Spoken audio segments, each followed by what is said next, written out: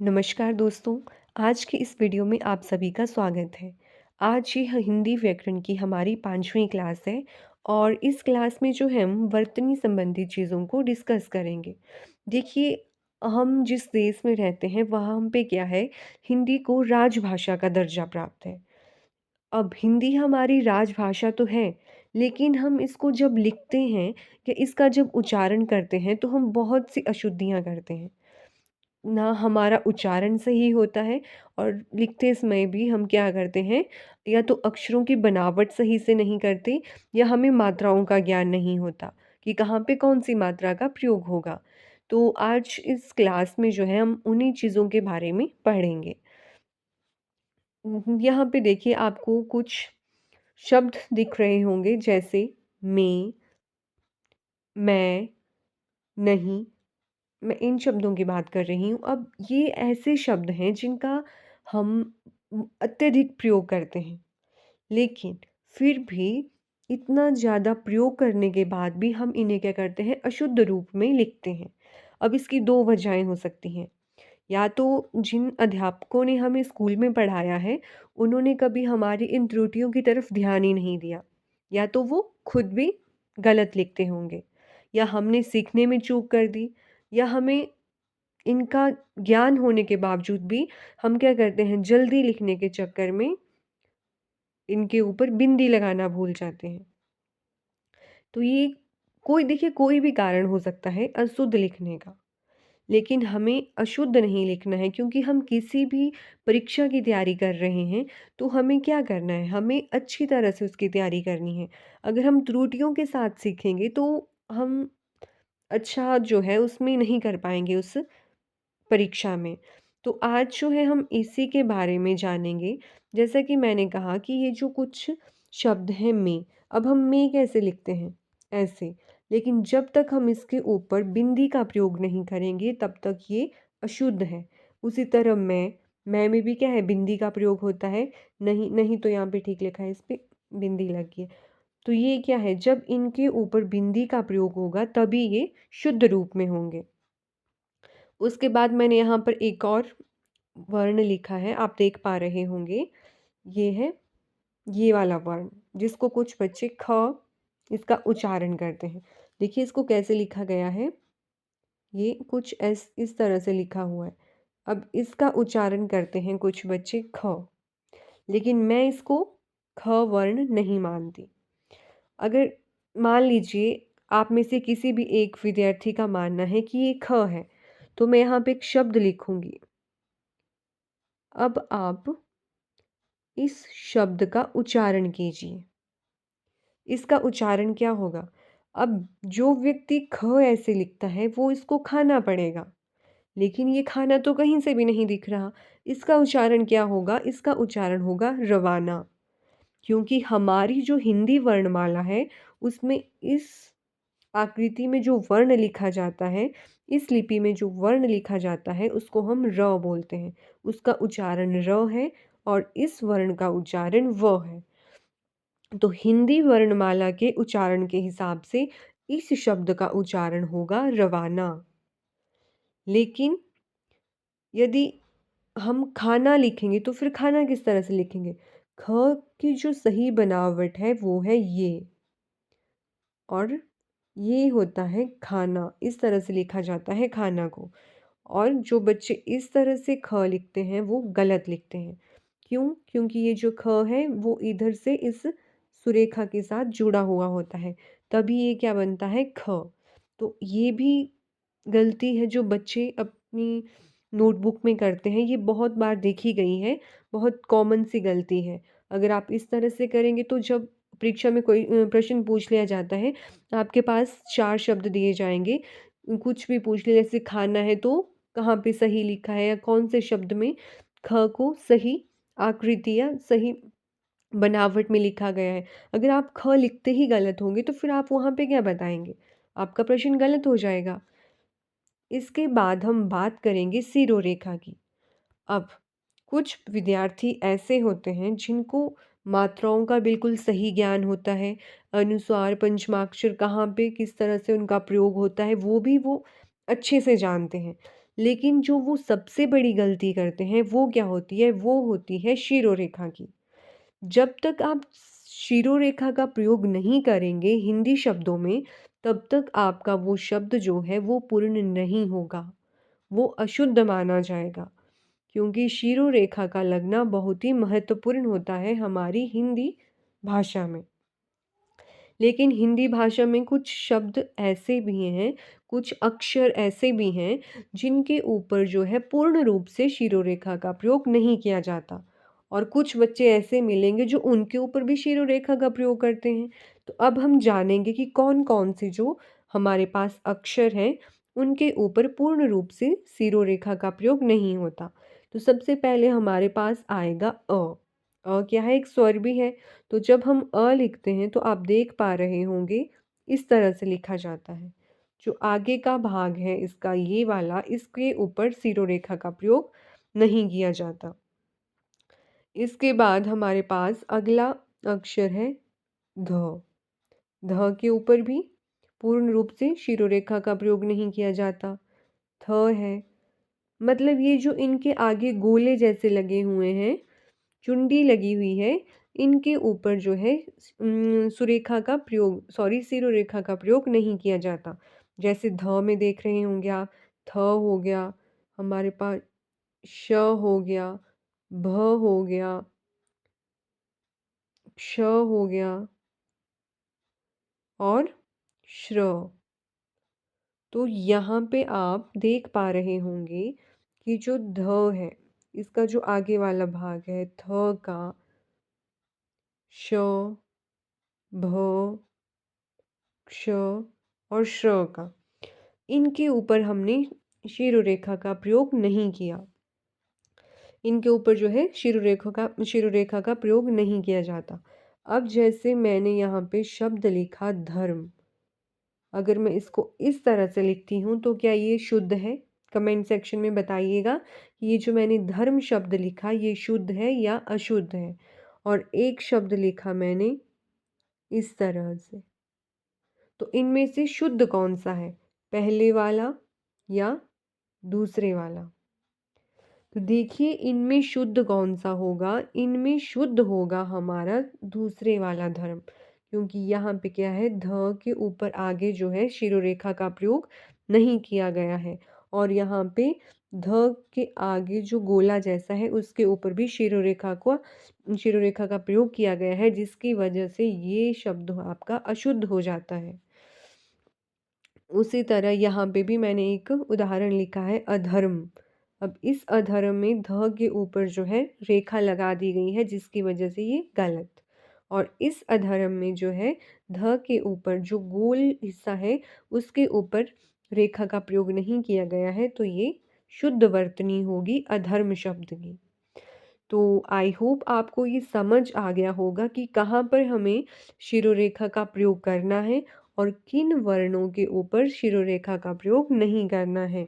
तो जो हम देखिए, जो हमारा ध है, अगर इसके ऊपर हम शिरोरेखा का प्रयोग कर देंगे तो कन्फ्यूज़न कैसे होगी? ये दिखेगा हमारे घ वर्ण की तरह। उसी तरह थ है, थ के ऊपर शिरोरेखा का प्रयोग करेंगे तो य बन जाएगा। भ है, इसके ऊपर शिरोरेखा का प्रयोग करेंगे तो ये म बन जाएगा। तो ये क्या होगा? अशुद्ध हो जाएँगे ना। इसी कारण से क्या है, ये जो हमारे आगे गोले लगे हुए हैं जिन शब्दों पे, उनके ऊपर शिरोरेखा का प्रयोग नहीं किया जाता और इनके साथ जो वर्ण है, इसके ऊपर भी शिरोरेखा का प्रयोग नहीं किया जाता। अब जो हमने स्वर और व्यंजन पढ़ा था पिछली क्लासेस में, वहाँ पे हमने बात की थी संयुक्त स्वर की, संयुक्त व्यंजन की और आज हम बात करेंगे संयुक्त वर्ण या अक्षर की। लेकिन रिवाइज़ कर लेते हैं, जो संयुक्त स्वर होते हैं वो कौन से होते हैं? अब देखिए नाम से तो पता लग रहा है, संयुक्त स्वर मतलब 2 स्वरों की सहायता से बने होंगे। तो ऐसे स्वर हैं हमारे पास ए, ऐ, ओ, औ। अब जो ए है ये कैसे बना होता है हमारा? प्लस ई से। तो और ई क्या है? संयुक्त। और ई हैं हमारे स्वर। अब 2 स्वरों से मिलकर बना हमारे पास ए। उसी तरह से ए भी हो जाएगा। अब दूसरा है ओ और औ, तो ये कैसे बनते हैं? ये बनते हैं अ प्लस उ। अ प्लस उ बन जाएगा आपका ओ। तो ये क्या हुए? संयुक्त स्वर हुए, क्योंकि 2 स्वरों को जोड़कर ये बने। इसके बाद हम बात करेंगे संयुक्त व्यंजन की। अब संयुक्त व्यंजन हमें पता है 4 हैं, कौन-कौन से? क्ष, त्र, श्र और ज्ञ। अब इनका भी हमें पता है, जैसे क्ष है, आवाज़ आ रही है ना? क प्लस स, ये बना क्ष। आगे है त्र, तो ये कैसे बना? त प्लस र। उसी तरह से हमें पता है श्र बनेगा स और र से, य बनेगा ज और य से। ये हो गए संयुक्त व्यंजन। अब बात करेंगे संयुक्त वर्ण और अक्षर की। सब उससे पहले जो है इनकी परिभाषा जान लेते हैं। जब लगातार 2 व्यंजनों के बाद स्वर आए, उसे संयुक्त वर्ण या अक्षर कहते हैं। यहाँ पे बात क्या हुई? 2 व्यंजनों के बाद लगातार स्वर आए। और कल हमने एक परिभाषा पढ़ी थी द्वित्व व्यंजन की, जिसमें हमने क्या पढ़ा था कि जब सेम व्यंजनों के बाद किसी एक ही व्यंजन की आवृत्ति लगातार होती है, तो वो होता है हमारा द्वित्व व्यंजन, जिसमें हमने उदाहरण लिया था दिल्ली शब्द का। तो यहाँ पे ल ल जो है 2 बार इसकी आवृत्ति हुई थी और अंत में आया था हमारा ई स्वर। और आज हम इसमें पढ़ रहे हैं कि 2 व्यंजनों की आवृत्ति होगी, फिर स्वर आएगा। लेकिन इसमें क्या है? सेम व्यंजन की बात नहीं की गई है। जैसे हमारे पास शब्द है त्याग। अब जब त्याग का हमने वर्ण विच्छेद किया तो कैसे लिखा? त आधा था, तो त के नीचे हलंत, य के नीचे हलंत और इसके साथ था हमारा आ स्वर। ग और ग के साथ था अ स्वर। तो यहाँ पे देखिए परिभाषा क्या है? जब लगातार 2 व्यंजनों के बाद स्वर आए। अब यहाँ पे त और य क्या है? ये हैं हमारे व्यंजन और लगातार आ रहे हैं दोनों, और इनके बाद आ रहा है स्वर। तो ये क्या हुआ? ये है हमारा संयुक्त वर्ण या अक्षर। उसी तरह से एक और उदाहरण है न्याय। जब न्याय का वर्ण विच्छेद किया तो इसको हमने कुछ इस तरह से लिखा। और यहाँ पे देखिए 2 व्यंजन कहाँ पे आ रहे हैं? न और य। ये क्या है? हमारे 2 व्यंजन हैं। लेकिन उसके बाद क्या होना चाहिए? स्वर भी होना चाहिए। तो इसके बाद आ क्या है? आ स्वर है। तो ये भी क्या है? ये भी संयुक्त वर्ण का एक उदाहरण है। इसके बाद हम बात करेंगे, हम बोलते हैं ना आधा व्यंजन या पूर्ण व्यंजन। अब जब इन वर्णों के नीचे हलंत लग जाता है, तो ये क्या है? आधा व्यंजन हो जाता है। और जब इस हलंत को हटाकर इस तरह से लिखा जाता है, तो ये क्या होते हैं? ये होते हैं हमारे पूर्ण व्यंजन। अब हमने लेकिन ये जो आधा व्यंजन है, ये वास्तविक व्यंजन होता है, लेकिन इसका उच्चारण नहीं किया जा सकता। क्यों? क्योंकि हमने जब व्यंजन पढ़ा था तो हमने व्यंजन की परिभाषा क्या पढ़ी थी? स्वर की सहायता से बोले जाने वाले वर्णों को व्यंजन कहते हैं। मतलब अगर हमें इनका उच्चारण करना है तो हमें क्या है? स्वर की सहायता लेनी पड़ेगी। और जब स्वर की सहायता लेंगे तो ये कुछ इस तरह से बनेंगे, और तभी क्या है? इनका उच्चारण किया जा सकता है। तो ये बात हो गई आधा व्यंजन और पूर्ण व्यंजन की। इसके बाद हम पढ़ेंगे द, ह, र का संयुक्त वर्ण रूप। इनका क्या करेंगे? हम संयुक्त वर्ण रूप पढ़ेंगे। सबसे पहले हम पढ़ेंगे द का संयुक्त वर्ण रूप। अब आपने कई बार देखा होगा, एक ये जो अक्षर है, ये इसको हम द्य पढ़ते हैं। इसके बारे में जान लेते हैं। अब ये जो द्य है, इसको लिखा कैसे जाता है? देखो, ये द और इसके नीचे य होता है। ये हमारा य, ऊपर द के नीचे फिर य, ये बना हमारा द्य। अब इस द्य में क्या होता है? इस द्य में होता है हमारा आधा द, मतलब द के नीचे हलंत प्लस य, तब बनता है हमारा द्य। इसको और अच्छे तरीके से जान लेते हैं। जैसे हमारे पास शब्द है विद्या। अब जब विद्या का हम वर्ण विच्छेद करेंगे तो कैसे बनेगा? व व के साथ था ई स्वर, ई आ गया। फिर द्या में हमने देखा कि जो वर्ण नीचे होता है वो पूर्ण रूप में होता है और जो ऊपर होता है वो आधा होता है। तो जब विद्या लिखा तो पहले क्या है, ऊपर हम द लिखते हैं तो द आधा हो गया और नीचे य होता है तो य आ गया पूर्ण रूप में और इसके साथ था स्वर आ। तो इस तरह से लिखा जाता है विद्या को। तो आगे जैसे एक और शब्द है हमारे पास, ये जैसे शब्द है पद्मिनी। अब पद्मिनी कैसे लिखा जाता है? इसमें देखिए, ये है आपका द और नीचे होता है म। तो अब इसका मतलब क्या है? इसमें द होगा आधा और म होगा पूर्ण, मतलब म होगा हमारा स्वर के साथ। तो जब हम पद्मिनी का वर्ण विच्छेद करेंगे तो प प आ गया हमारा अ स्वर के साथ। अब नीचे के ऊपर क्या है? द और नीचे है म। तो म है हमारा ई स्वर के साथ, छोटी ई के साथ, और न न के साथ है ई स्वर। तो इस तरह से बनेगा पद्मिनी। उसी तरह नीचे ये है, ऐसे लिखा हुआ है। तो इसमें क्या है? इसमें भी हमारा द आधा और ध स्वर के साथ पूर्ण रूप में। जैसे यहाँ पे लिखा हुआ है शब्द शुद्ध। अब इसको हम ऐसे भी लिख सकते हैं। इसका मतलब क्या है? द आधा है और ध पूर्ण रूप में है। फिर ये है आपका द्व, इसमें भी क्या है?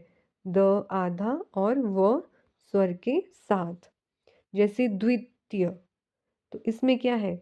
द आधा व पूर्ण है क्योंकि इसके साथ है स्वर ई। त त के साथ है ई स्वर, य और अ। तो इसको ऐसे भी लिख सकते हैं, द्वितीय। एक और उदाहरण ले लेते हैं इसका। जैसे यहाँ पे लिखा है द्वंद्व, द्वंद्व समास का नाम भी है। तो इस द्वंद्व का क्या मतलब है? इसमें द आधा और इसके नीचे है व, तो व है पूरा, लेकिन इसमें क्या लगा हुआ है हमारा? अ स्वर।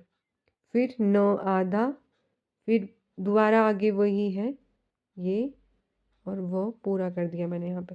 तो ये बना द व आधा न ध्व, द्वंद्व। तो आई होप आपको समझ आ गया होगा। ये किया हमने द का संयुक्त वर्ण रूप, मतलब द के साथ जब कोई और वर्ण जुड़ा हुआ होता है।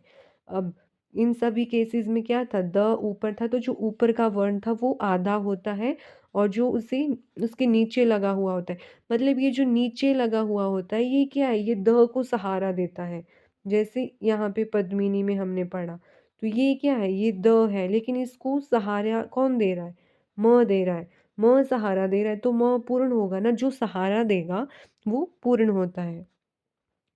इसके बाद हम देखेंगे ह का संयुक्त वर्ण रूप। इसके बारे में भी जान लेते हैं, ह का संयुक्त वर्ण रूप। अब ये देखिए, ये क्या है? ह में म जुड़ा हुआ है। अब ये जो ह की जो ये वाली लाइन होती है ना, इसको कम लगाना है और यहाँ से यूं करके म। तो जैसे शब्द है ब्रह्मा, तो इसमें क्या है? कैसे लिखा गया है? इसको अलग से जान लेते हैं। जैसे ब्रह्मा शब्द का हम संधि विच्छेद करेंगे तो क्या बनेगा? ये हो गया हमारा ब। ब क्या है? आधा, क्योंकि इसमें र लगा हुआ है, ब्र।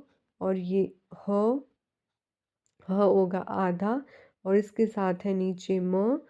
म को सहारा दे रहा है हमारा आ स्वर। ये होगा ब्रह्मा का वर्ण विच्छेद। अब देखिए यहाँ पे क्या है?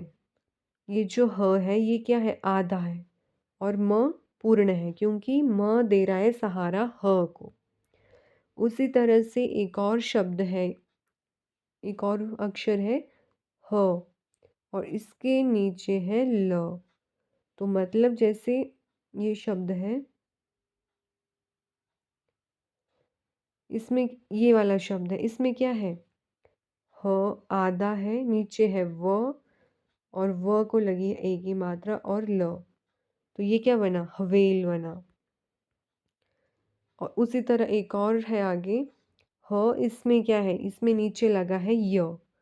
तो इसमें जब इसका प्रयोग शब्द में होगा, जैसे ये है शब्द, यहाँ पे प्रयोग हो रहा है, तो इसका मतलब क्या है कि ह आधा है और जो ऊ की मात्रा है वो है य के साथ। तो य सहारा दे रहा है ह को, इसको पढ़ेंगे ह्यूमस। आगे है शब्द एक और, जैसे चिन्ह, शब्द है चिन्ह।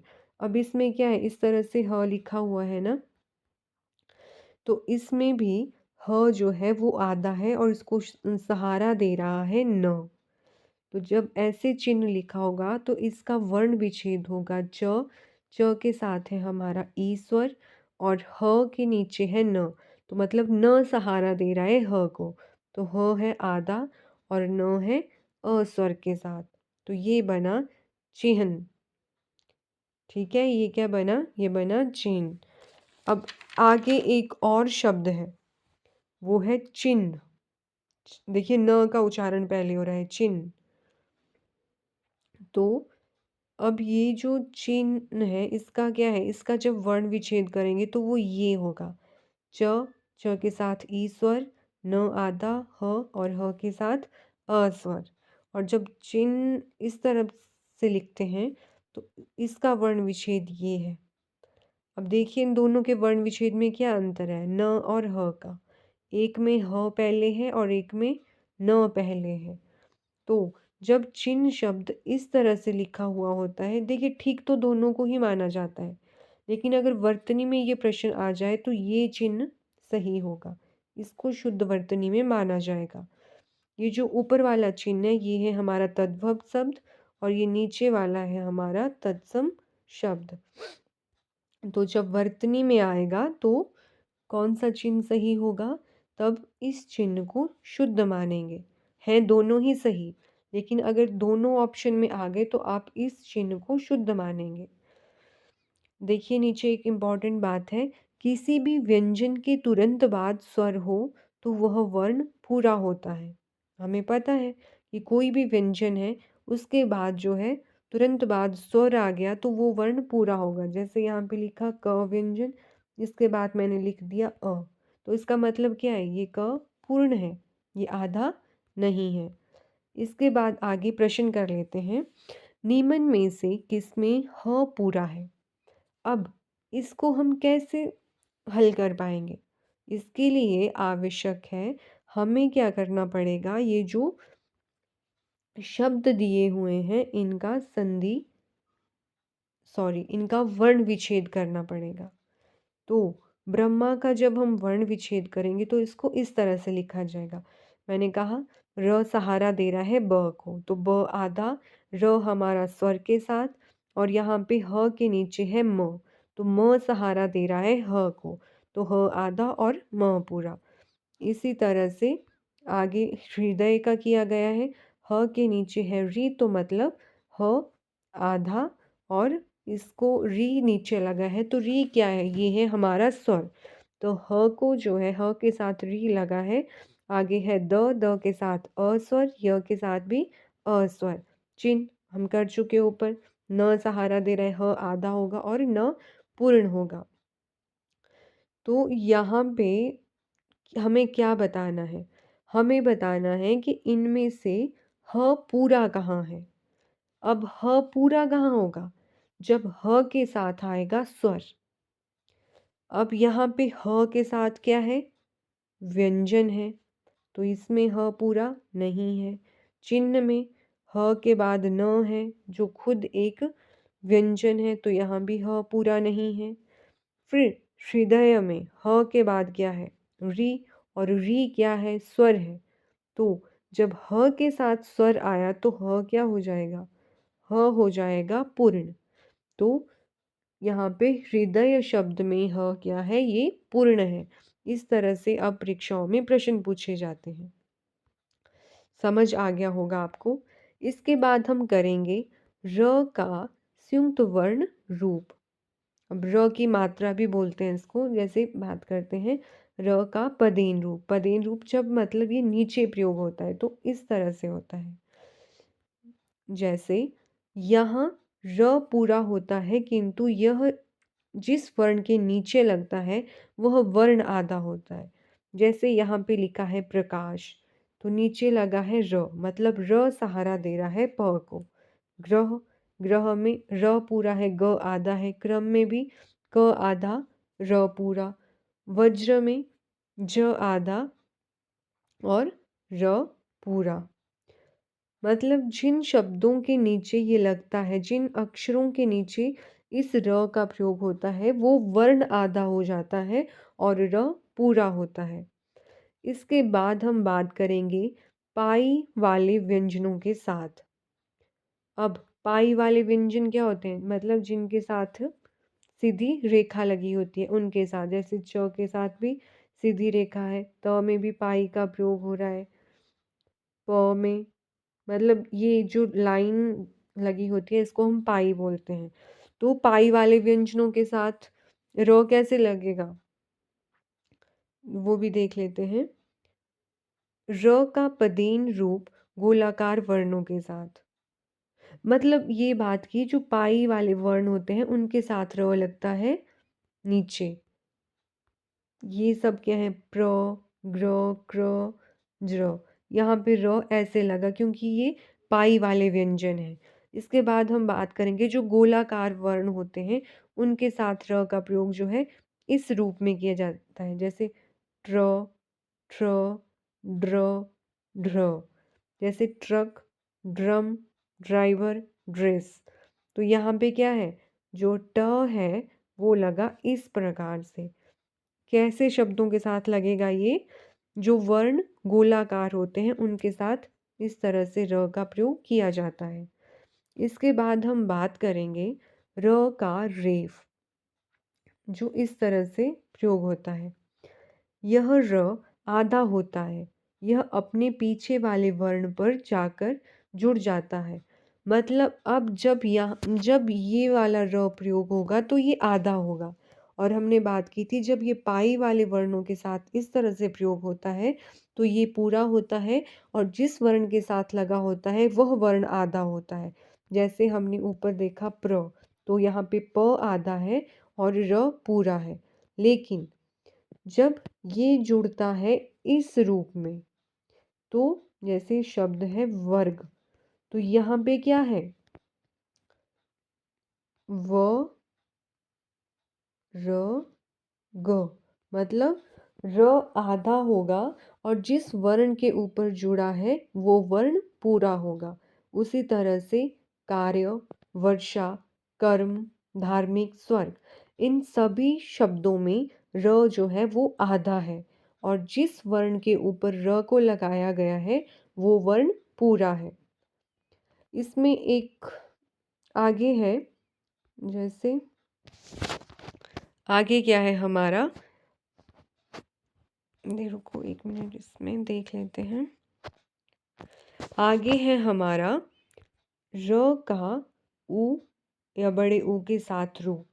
मतलब जब र के साथ छोटा ऊ लगाया जाता है तो इसको इस तरह से लिखा जाता है और जब र के साथ बड़े ऊ का प्रयोग होता है तो उसका इस तरह से उसको लिखा जाता है। मतलब जैसे र है, र के साथ आपने ऊ जिसकी मात्रा ऊपर की तरफ होती है उसको लगाया तो ये क्या है? ये जब मात्रा का इसके साथ जुड़ाव होगा तो ये इस तरह से लिखा जाएगा। मतलब जो बड़ा ऊ है वो अपनी मात्रा को नहीं छोड़ता, वो बोलता है भाई कि जब मैं र के साथ लगूंगा तो मैं अपनी मात्रा में कोई परिवर्तन नहीं लाऊंगा। तो क्या है? जो बड़ा ऊ है वो उसी रूप में प्रयोग हो जाता है। लेकिन अब छोटा ऊ जब र के साथ लगेगा तो क्या है? छोटे ऊ की मात्रा तो ऊपर की तरफ होती है तो यहाँ पे हम ऊपर की तरफ मात्रा थोड़े ना लगा सकते क्योंकि वो तो कोई वर्ण नहीं है। तो अब इस छोटे ऊ की मात्रा का प्रयोग कैसे किया जाएगा? ये अपने रूप में थोड़ा परिवर्तन लाता है। अब ये क्या कहता है? ये बड़े ऊ को कहता है कि तुम तो अपने मात्रिक रूप में प्रयोग हो गए। तो अब तुम क्या करो कि मैं अपनी मात्रा का प्रयोग तो कर नहीं सकता, तुम अपनी ये पूँछ मुझे दे दो। तो छोटा ऊ जो है वो उधार लेता है बड़े ऊ से उसकी ये पूँछ। ये आप याद रखने के लिए ऐसे समझ सकते हैं और मात्रिक रूप में प्रयोग होता है। और बड़ा ऊ तो अपनी मात्रा को नहीं छोड़ता, वो तो कहता है मैं बड़ा हूँ, मेरी ही चलेगी। तो वो तो बिल्कुल वैसे ही प्रयोग होता है। तो ये बात हुई र के साथ ऊ की मात्रा की। देखिए ऊपर हमने एक ये पढ़ा रेफ, यहाँ पे आर का रे मतलब जब र ऊपर लगता है उसके बारे में पढ़ा। यहाँ पे भी देखिए दो शब्द हैं, वर्षा और एक क्या है, दूसरा है ये वाला वर्षा। अब आप में से बहुत से लोग कहेंगे कि इनमें अंतर तो कुछ भी नहीं है और वही हमारी क्या होती है, अशुद्धि होती है। अब इनमें जो सबसे बड़ा अंतर है वो है र का। यहाँ पे र का प्रयोग किया है मैंने आ की मात्रा पर और यहाँ पे र को लगाया है श के ऊपर। तो यही तो अशुद्धि है। अब इनमें से शुद्ध कौन सा होगा? तो इसको जानने के लिए हमें इनका वर्ण विच्छेद करना पड़ेगा। अब यहाँ पे कैसे होगा? व, फिर हमारा श, फिर र आ रहा है। तो ये क्या बन गया? व श र कुछ इस तरह से बन रहा है। और यहाँ पे दूसरी तरफ क्या है? इधर है व, फिर र हमने पढ़ा था कि ये अपने से आगे वाले वर्ण के ऊपर लगता है र। और इस हमने देखा था कि ये क्या है, जब प्रयोग होता है तो ये आधा होता है और जिस वर्ण के ऊपर प्रयोग होता है वो पूरा होता है। तो ये बना वर्षा और ये तो वर्ष कुछ अलग ही बन रहा था। तो इनमें से जो हमारा ये वाला वर्षा है ये शुद्ध होगा, मतलब जो र का प्रयोग होगा वो मात्रा के ऊपर होगा, क्योंकि इस श को खुद सहारा दे रही है अ की मात्रा, आ की मात्रा।